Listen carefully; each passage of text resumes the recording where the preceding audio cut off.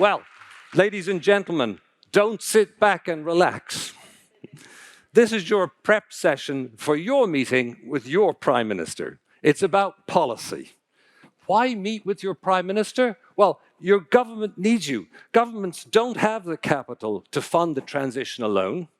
They must attract private capital, your capital. So you need to help them understand the kind of transition you need. One with economic incentives and social peace, a just transition. Now, you're not on your own. PRI will support you with research, and its policy colleagues, experts in the field now, there's 17 of them, can prepare you, accompany you, and represent you if you need. This meeting that you're going to have with the Prime Minister is urgent. It's urgent because although there are global policies in place, the Paris Agreement, the Sustainable Development Goals, there are regional plans in place, the EU's Green Deal, and Japan's roadmap for high-emission sectors, not to mention what we've just heard, which I thought was very substantial, very meaty. And indeed, China's 1+N program, and we see the start of direct incentives, such as the Inflation Reduction Act in the United States. All of these things are in place, but so far, the environmental and social indicators are not impressed. They're not moving in the right direction. There's not enough private capital coming from investors, and corporate behaviors and strategies are slow to change. So have I convinced you? Are you going to meet with your Prime Minister? I sort of see around the room here, they're saying, well, what on earth will I say to my Prime Minister when I meet him or her? Well, first thing, some reading, and then you're going to get some coaching. PRI is about to publish its white paper on the policies needed for a just transition. It's got 5 points in it. Doesn't mean you shouldn't read it, but here are the 5 points in it. The economic transition needs to be on the leader's agenda. He or she needs a planning and monitoring unit to execute it. It needs to attract private capital, it needs a global dimension, and it needs a strong social dimension. So the next step now in this process is now you're going to read this document, but you're also going to get some coaching from the panel. So I'd love to have the panel come on and take their place here.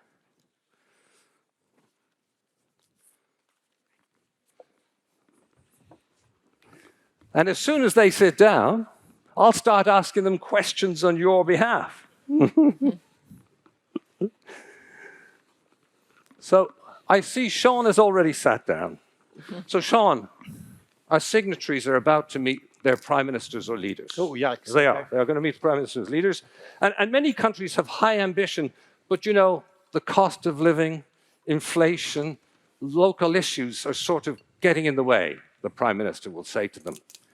How can policymakers reconcile these short-term pressures with the long-term requirements of the sustainability goals?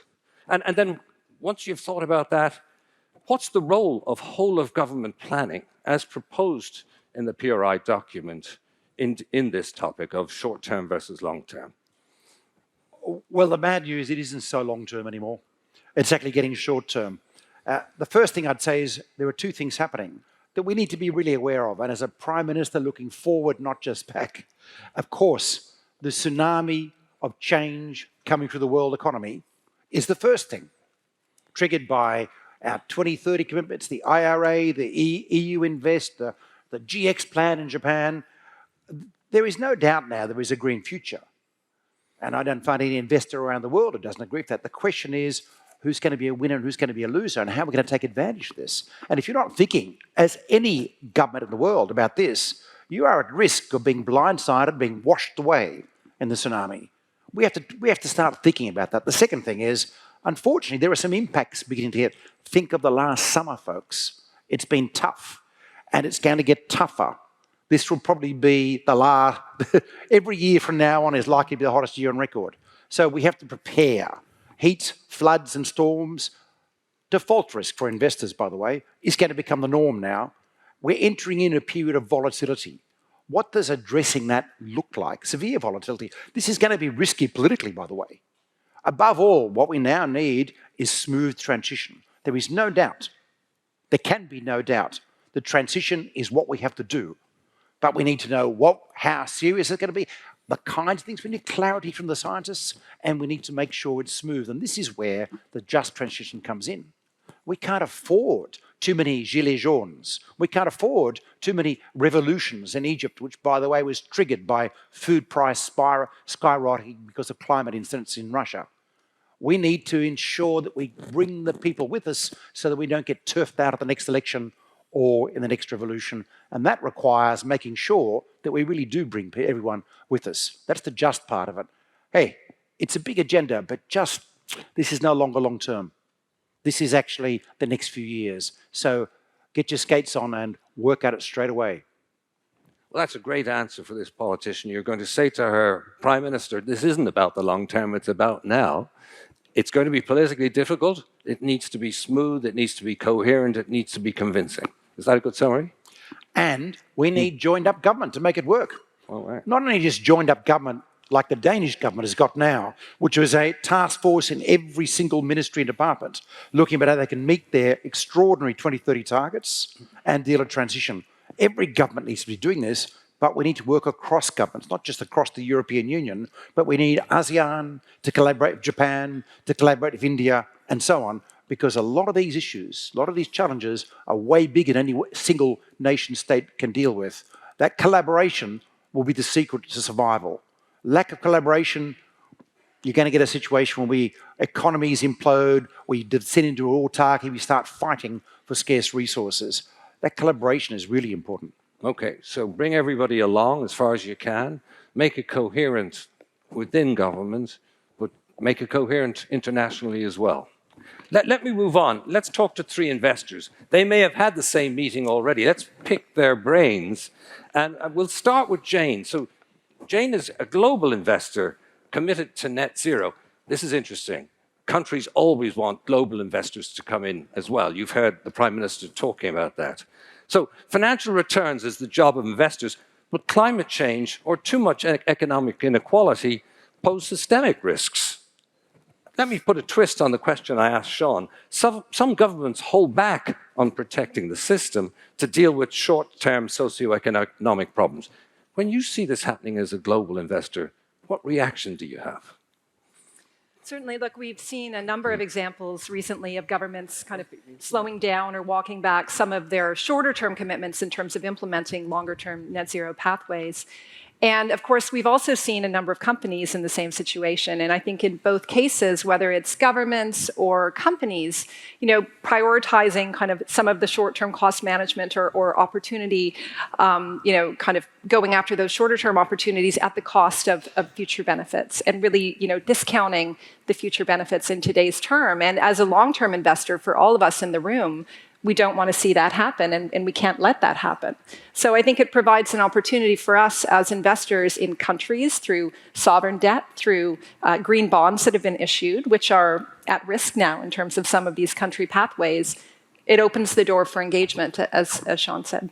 So politicians should be reminded there is a price to pay for short-termism on the international markets. Indeed. Okay, well, let me ask you more generally. As a net zero committed asset manager, how do you approach the transition? How does it sort of work its way into your daily life? Sure, it's a great question. So we have a kind of 10-point commitment to net zero. So I won't talk through all of the elements. It's all publicly available. But in short, there's 5 commitments on the investment side, 3 on the stewardship side, and 2 around our own operations. So basically, kind of transitioning out of brown assets into green assets. Supporting our clients in that transition, decarbonizing, and investing in companies that are moving towards the transition. On the stewardship side, it's around voting in support of climate-related proposals, filing proposals when needed, engaging with companies, and engaging with policymakers. So a couple of examples where a just transition kind of fits into that specifically. One on the engagement side. So we're active members, like many of you, in Climate Action 100+, the new Nature Action 100, as well as the Asian utility sector engagement. And I had a meeting last week with Jane Ho, who's our head of stewardship for APAC, in the room, with one of the companies that we're leading on, an Asian power company. So they're in the process of decommissioning a plant in the region early, and they have a just transition plan in place. And they were talking through the details involved of, just as Sean said, the multi-stakeholder dialogue that's required in terms of bringing together communities, government, investors, and that it takes a lot of time and effort, and it can be done. But when you think about the size of the challenge for coal alone in the region, there's some 5,000 units that need to be decommissioned, ideally 10 or 20 years more quickly than their economic life. So that's a couple a week. So how are we going to get those detailed just transition plans done, right? So I think that it's a tall order, but it requires more of us to kind of roll up the sleeves. So that's one example. Just quickly, in terms of putting money to work in green investments, we have another investment in the region in a solar panel producer who recently did a human rights audit on some of their factories and found some evidence of forced labor in the kind of janitorial staff. So we applaud them for undertaking that step and putting a remediation plan in place. But I think we can't just assume that all of the new green jobs created are going to be well managed and overseen from a labor perspective. So we also need to pay attention to that side. So those are a couple of areas where we're bringing the just and inclusive lens into play in implementing our commitment. It sounds like vigilant and engaged support for transition. That's the sort of what comes to my mind. Next investor. Let's move on to Catherine. Her beneficiaries want to see their fund make socially responsible investments. And indeed, Australia, her nation, has committed to net zero. I'd written down NZ, it's New Zealand. Net zero is what I meant. I wanted to ask you first, though, that seems wonderful, but you have this duty to many generations within your fund. I'd love to know, is that easy to manage? There might be people who are taking money out right now who'd love you to maximize short-term returns, and others who are in their 20s who, if they're thinking about it, want to think about very long-term returns. So I'd love to ask you about how you manage that. And then secondly, our signatories are about to meet their Prime Minister. What policy change would you look for? What is the one that might be most impactful? So first of all, on managing these generations. So as an investor, I like to think of it in terms of the lens of our members. What will happen if we do nothing in respect of just transition? And we've had a few little insights into that in Australia recently. We've had announcements of closures we haven't had enough notice, and people have been displaced, and there's been economic dislocation and social dislocation. And I'm thinking of the Latrobe Valley and many years ago the Newcastle Steelworks. So I like to think about it as, if we do nothing and we march forward and we close and we move to net zero, but just transition's still back here, we have a workforce that is back here that is not retrained and moved to go with the movement to net zero. So I think it's really our role as an investor to make sure that our workforce, our communities, our regions are moving forward at the same pace. And many of our members live in fossil fuel impacted communities. So as a universal owner, we invest across all of the economy, and we don't want all of our sectors of the economy to be economically disadvantaged. If I were to sit in with the Prime Minister, I think we've heard a bit earlier today that it might have been another session outside of this session, but we've had a change of government in Australia, and we have rapidly moved to start catching up with our investment community who have been leading the way.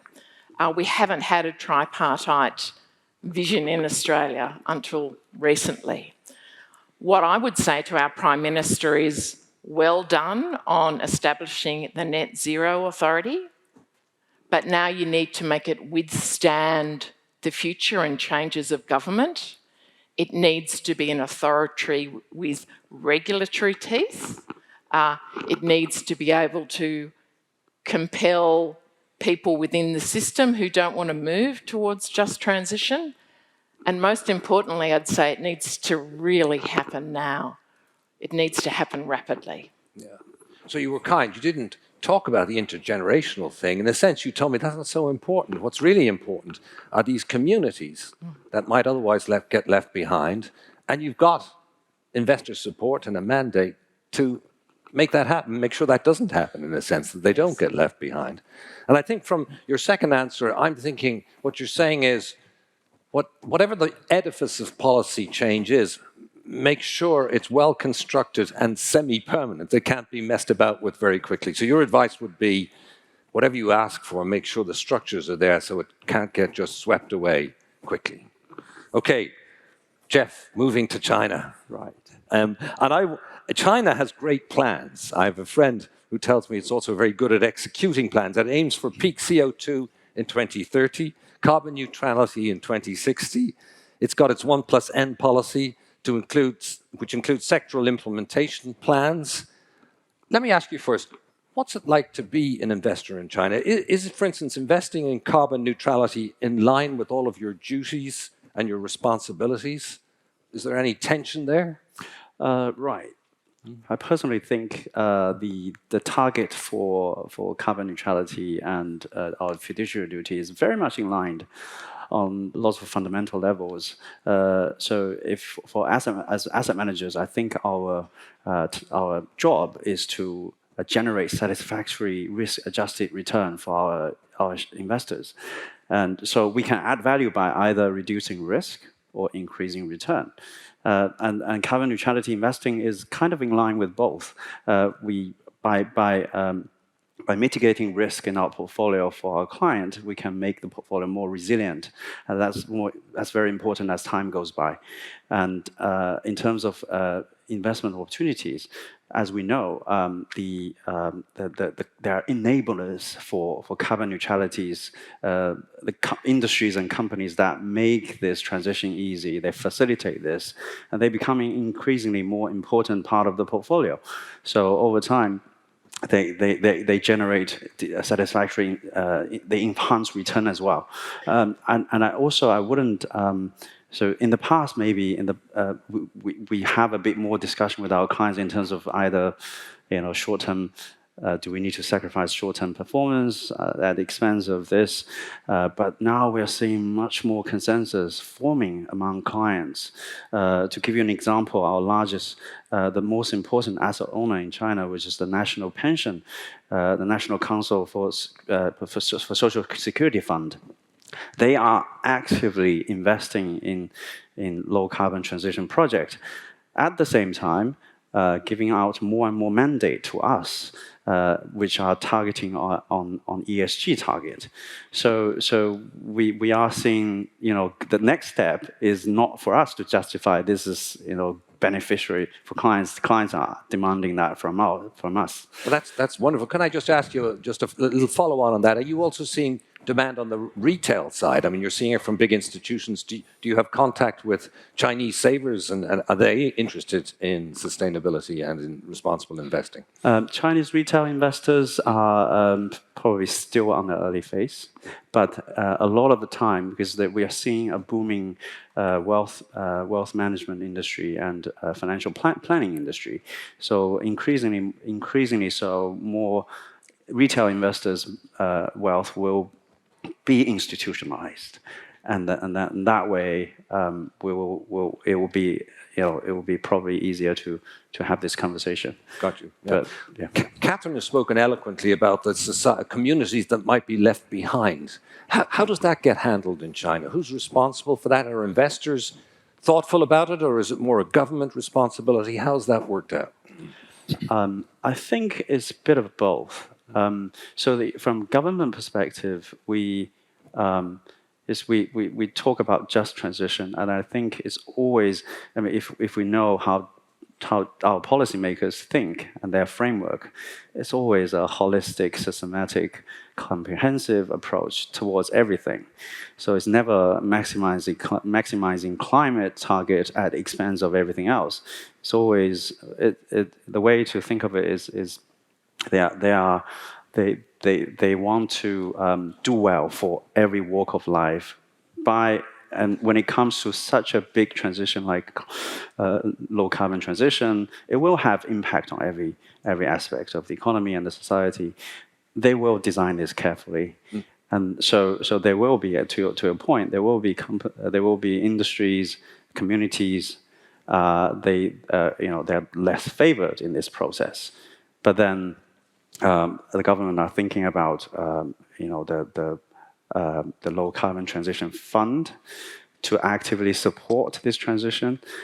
As investors like ourselves, we not only when we engage with companies, we sort of talk about we sort of ask them not only to set the target and set the plan, KPIs, but also please think about the local communities, the employment, the local revenue, tax revenue incomes, etc., etc. So I don't think there's a simple answer and one solution to all, one size fits all solution.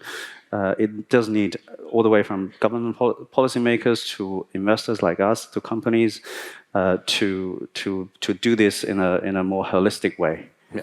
So not bad at governments are not bad at coherent planning. That's what we're good at. By the sounds of it. What would you say to your government when signatories are going to meet prime ministers, they're going to meet leaders? What would be the piece of advice or the question they should ask?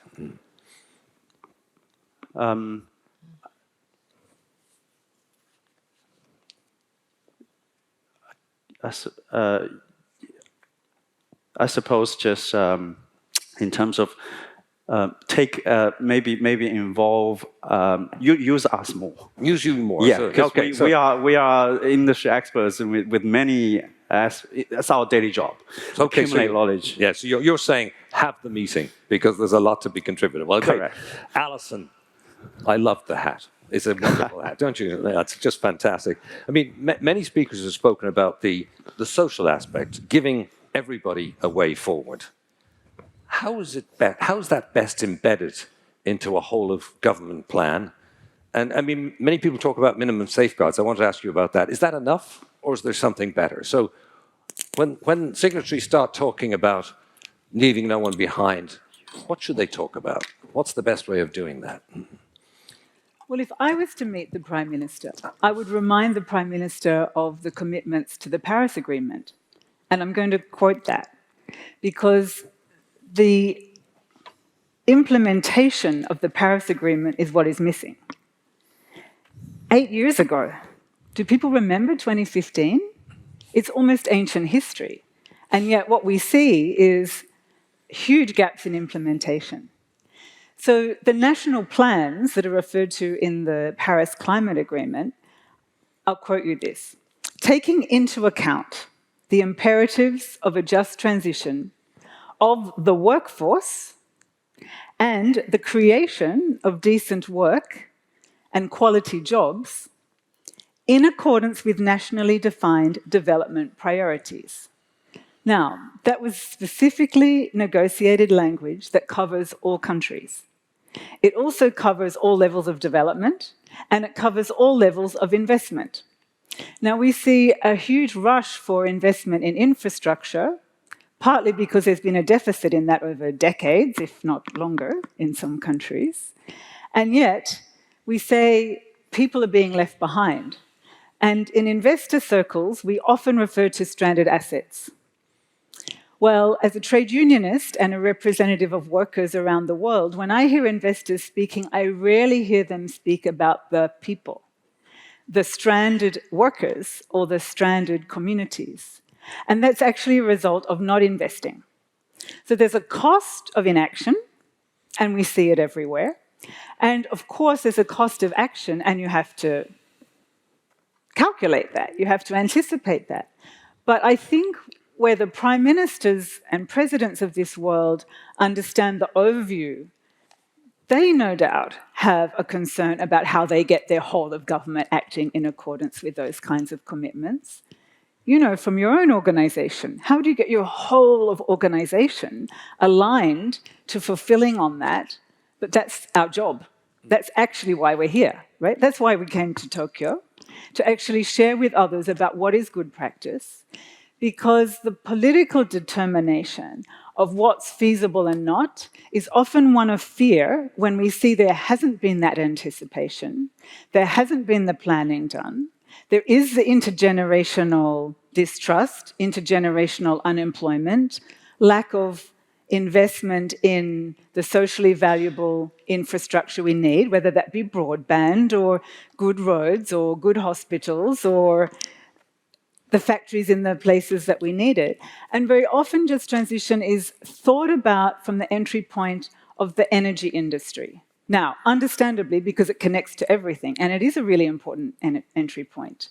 But it's not only the hard hat workers that we represent. We're concerned about retrofitting houses and having care facilities have enough ventilation or be above the flood line or etc.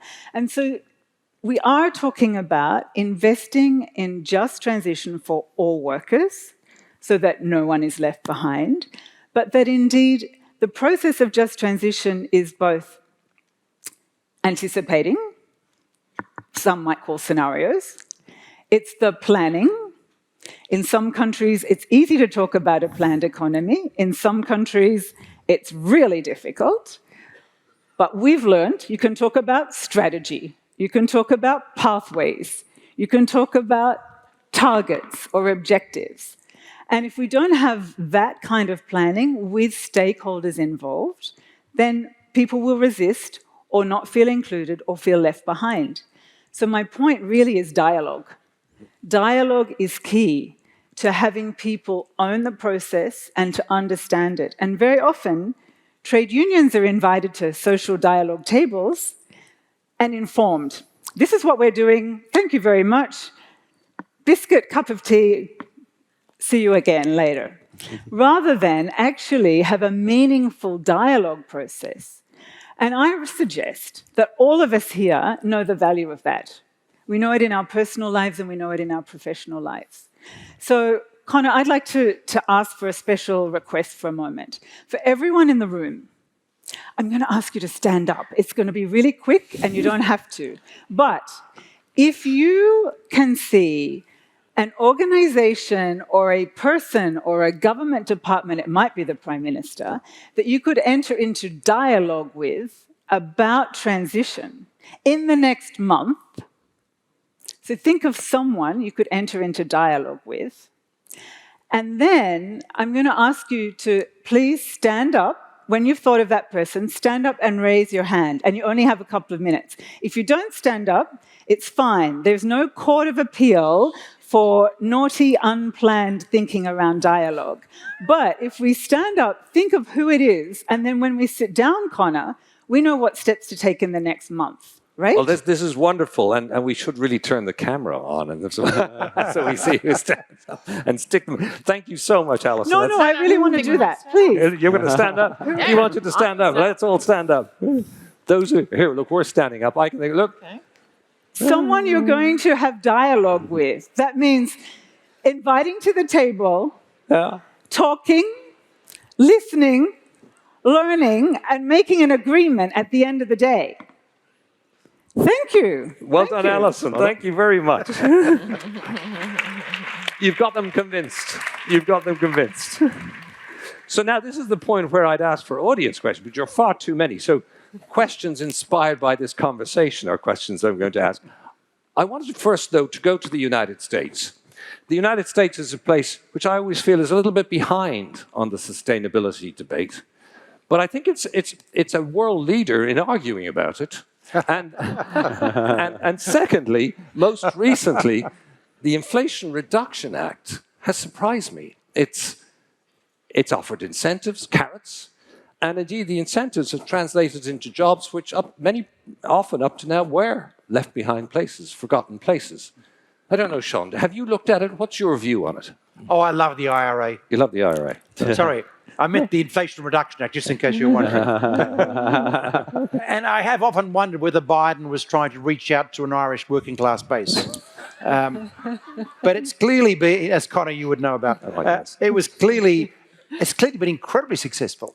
It's stimulating a global conversation about what we need to do. Now, what do we fundamentally need to do? We need the state to enable the change we need. There's a million and one ways we know how to do that. Alison's talking about the kind of change we need. We need change in regulation, we need change in policy, we need change in certainty for investors so they can invest. Rishi Sunak, you made a mistake, you blew certainty, etc., etc. We know what we need. The dialogue will flush it out. That's what the critical importance of this relationship, above all. And the IRA is a great example of a bit of a blunderbuss way of doing it, of enabling the change we need. And it's worked. But it's not just the IRA. That's on top of everyone's minds because it's been so successful. There are some funny bits in the IRA, right? There's support for gas in there too. It's not perfect. You know, I don't care. It's been incredibly successful. The GX plan in Japan, not perfect.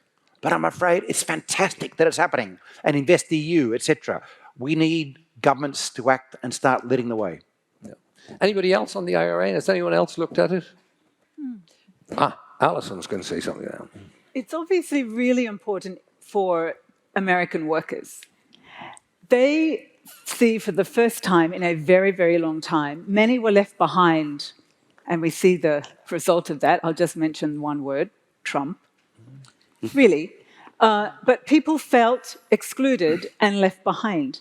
And the IRA offers a huge investment in infrastructure and with quality jobs.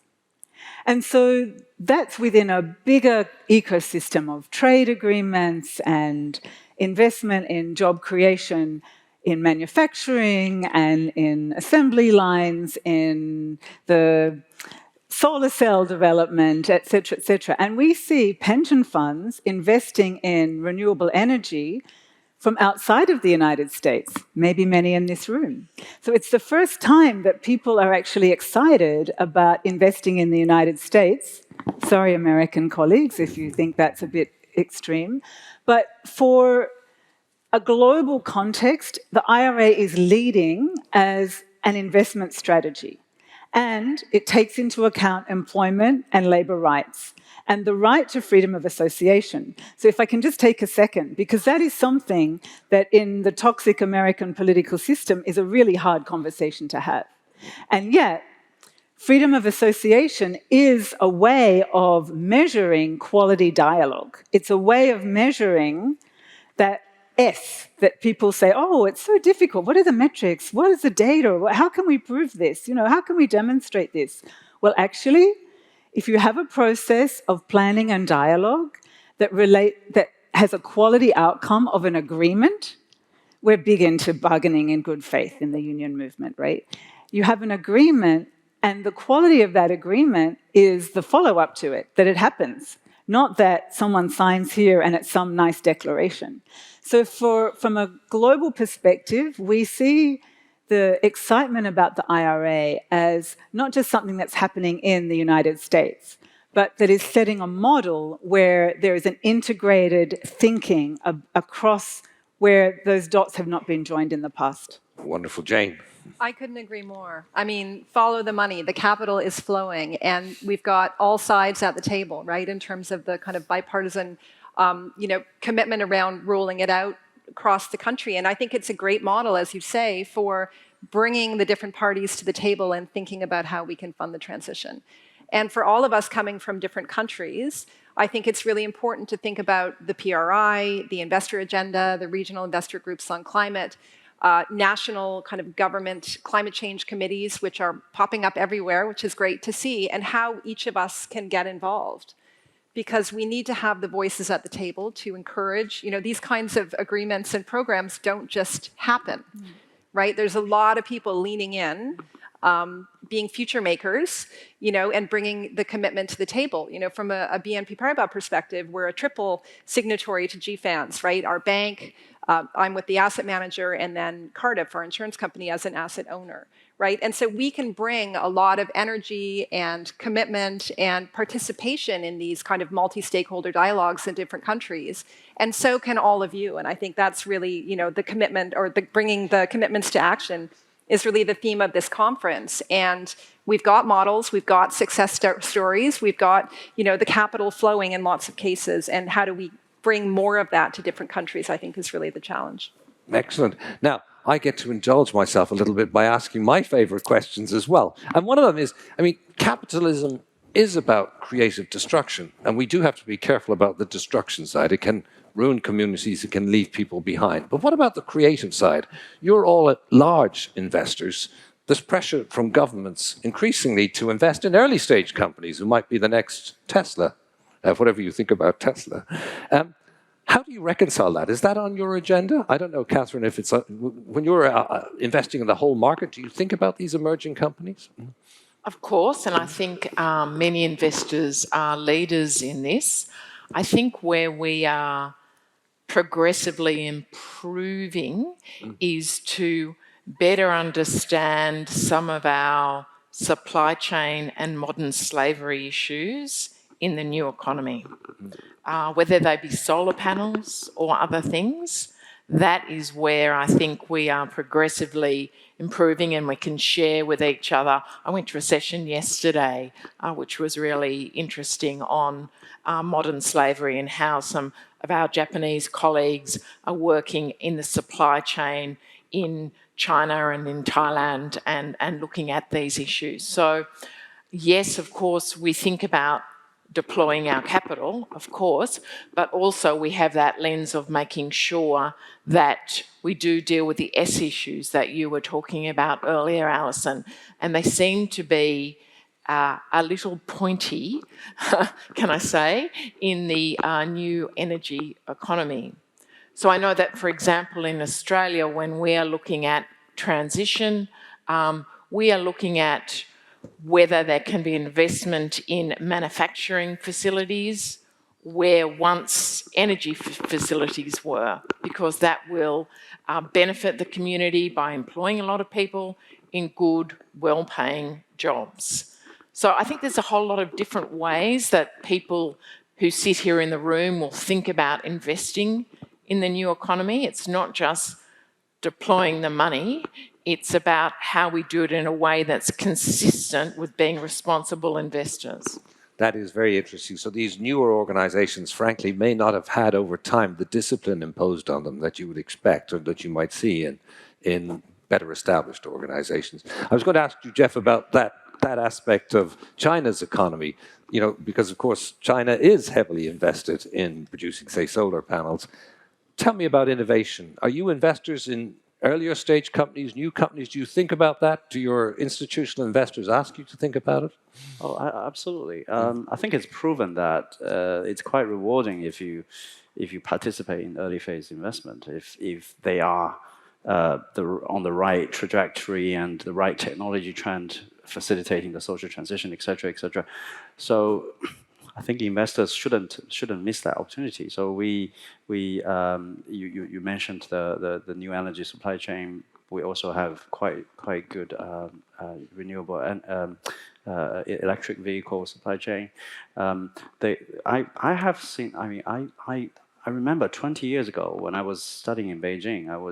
There were not many cars at all, and then 20 years later, it's already. I mean, there were so many companies getting so good at certain things in the supply chain, and altogether they become a very powerful combination ecosystem. So I think this will. I'm trying to see what's the next opportunity. As investors, we shouldn't miss that. But yeah, with early phase companies with the right technology trend is certainly something we look at. Yeah. So I hope now you're getting yourselves prepared. I mean, those of you who stood up will now need to go and have this meeting. I hope you're picking up good hints from our coaches here. I was going to go back to Sean and just ask him, we talked about the Inflation Reduction Act, and you sort of briefly mentioned Denmark, I think, in passing. Are there other examples that our students prior to this meeting should look to and read about as advanced examples of good policy for the just transition? Oh, this is tricky. I'm in Tokyo, right? Yes. No. Look, I think we're seeing a lot of work happening in Tokyo. Meti, who drove the Japanese economy in the 1960s to where it is now, really, with a strong and deep collaboration between investment banking, industry, and the state, is getting its act together. Now, I'd still like them to do more. I'm sure Hideki Takada and JFSA in the front row will tell us about more that can be done here. But the point is the elephant is turning. And we see the same thing in China, where the PBOC is currently working on a whole raft of new measures. By the way, China's renewable energy capacity is the size of Germany's energy capacity, right? So there's been incredible wind. They've had to build new coal because climate impacts, the dams are empty. So there are some things that are beginning to be understood in China. In every market, we see governments beginning to act. Europe has really acted strongly in the last 24 months, not just because of the Ukraine war, but they can do a lot more.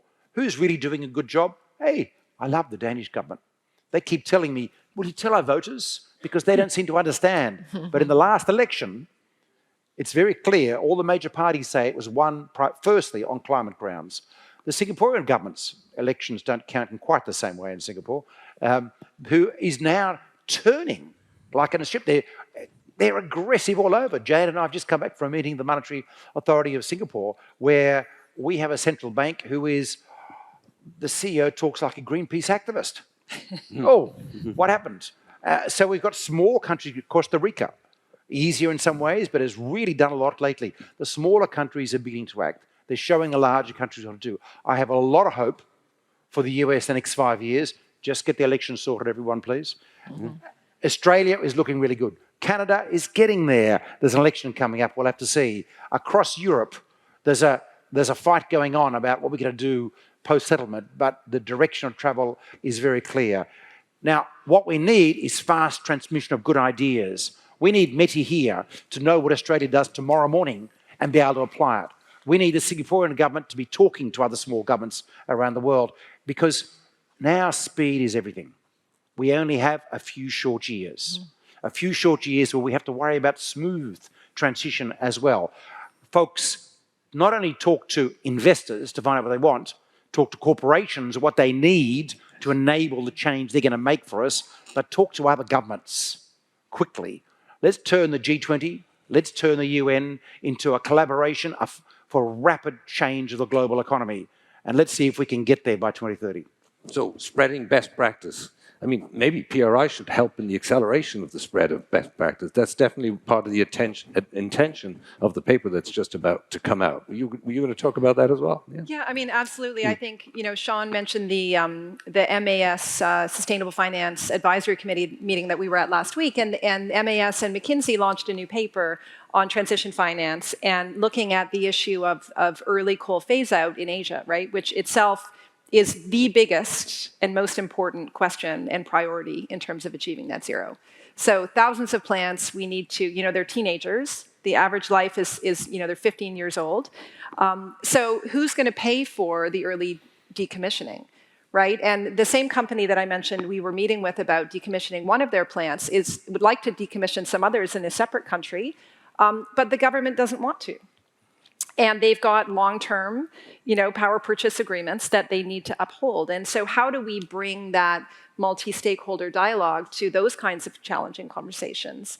So there's good examples we can look at, but there's also some really big barriers that I think we need to tackle as a community. And absolutely, the PRI has a role in convening these groups, because I think we've got a lot of willing parties here, but they don't necessarily know who to call, who to have the meeting with. And I think they need someone like the PRI to help put some of those conversations together. Okay. So I was going to wrap up, but I wanted people first to be, if there were any last things they wanted to say, and I can see, Alison, you've got your hand up. So tell me, what's on your mind? We don't have to reinvent the wheel. There is actually really good guidance, and there are guidelines. So I just want to remind you, again, back to 2015. Ahead of the Paris Agreement at the International Labour Organization, which is where employers, unions, and governments come together, looking at the world of work, the ILO guidelines for a just transition towards environmentally sound economies and societies for all was negotiated as the foundation that went into that quote that I gave at the beginning on the Paris Agreement. So there is a set of guidelines. It's not a treaty. It's not something you have to sign on to. It's guidelines, and it's a tool. So there are so many guidance materials and frameworks that are in our toolkit. If we don't use our equipment, then, you know, we're not making the most of it, and we're not listening to each other because we don't have to reinvent the wheel. So I just really want to add that all governments have access to using that. Those guidelines were drafted specifically for financial institutions, for investors, for unions, for employers, for companies across the board. And my concern is that people hesitate stepping forward. Everyone signed a commitment at a climate negotiation, or, you know, the commitment is there. The follow-up action has been delayed or has gone backwards or is slow. And as Sean says, there's no time to waste. So if the transition is going to be just, if it's going to be deep enough and fair enough and fast enough, we all have to get going. That's why I asked you to stand up. So get going, use the tools that are there, listen to each other, and have real dialogue. Any other comments, Yeah, Jane? sorry, just on in the tool category, for those that are not aware, the World Benchmarking Alliance also has a Just Transition framework and have released a Just Transition benchmark assessing companies. And there are also Just Transition indicators as part of the Climate Action 100+ benchmark. So there is, you know, information available that is actively being used. Okay. And in the toolkit, there's also a Just Transition framework for investors developed by the Australian Council of Trade Unions in Australia. And so that's a very practical implementation guide.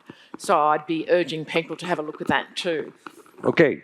Well, listen, panel, thank you so much.